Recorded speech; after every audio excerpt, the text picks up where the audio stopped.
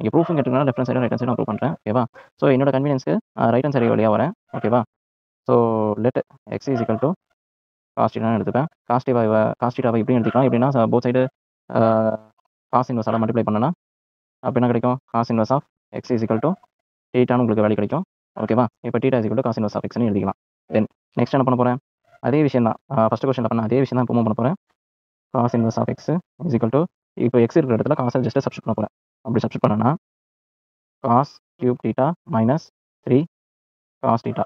So உங்களுக்கு already ஒரு formula தெரியும். என்னென்னா காஸ் 3 தீட்டாவை எப்படி எழுதலாம்? 4 cos cube theta minus 3 cos theta அப்படின்னு எழுதிக்கலாம். ஓகேவா? ஸோ அதுபடி பார்த்தோன்னா உங்களுக்கு அதே மாதிரி தான் சேமாக இருக்குது. ஸோ அதுக்கு பதிலாக சப்ஸ்டிட் பண்ணுறேன்.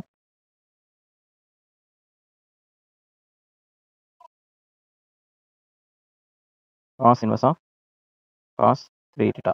ஸோ காஸ் இன்வர்ஸும் காசும் கேன்சல் பண்ணோம்னா உங்களுக்கு 3 தீட்டான்னு கிடைக்கும். இப்போ நமக்கு தீட்டா வழி என்ன? Cos inverse of X.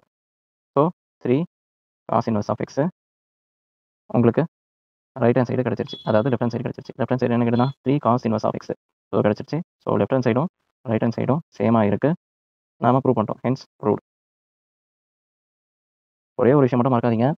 கொடுத்துருக்கதை முதல்ல எழுதுங்க. Left hand side right hand side நான் எது வழியாக ப்ரூவ் பண்ணுறேன். And also last left hand side மூலியமாக ரைட் ஹேண்ட் சைடு வந்திருக்கேன். நான் இங்கே ப்ரூஃப்னு கேட்டதுனால நான் ஹென்ஸ் ப்ரூவ்னு எழுதிக்கிறேன். ஏன்னா அதை கண்டுபிடிச்சிட்டேன் அப்படின்னு சொல்லிட்டு நம்ம எழுதணும். கண்டிப்பாக இதெல்லாம் நெசசரி. ஓகேவா? சரி, நெக்ஸ்ட் கொஸ்டின் போகலாம். இப்போ தேர்ட் கொஸ்டினில் என்ன கேட்டிருக்கான்? Write the following function in simplest form. அதாவது இவ்வளோ பெரிய ஃபங்க்ஷனாக கொடுத்துருக்கே, ஒரு சின்ன ஃபங்க்ஷனாக எழுதி கொடு அப்படின்னு சொல்லிட்டு உங்களுக்கு கேட்டிருக்காங்க. சரியா?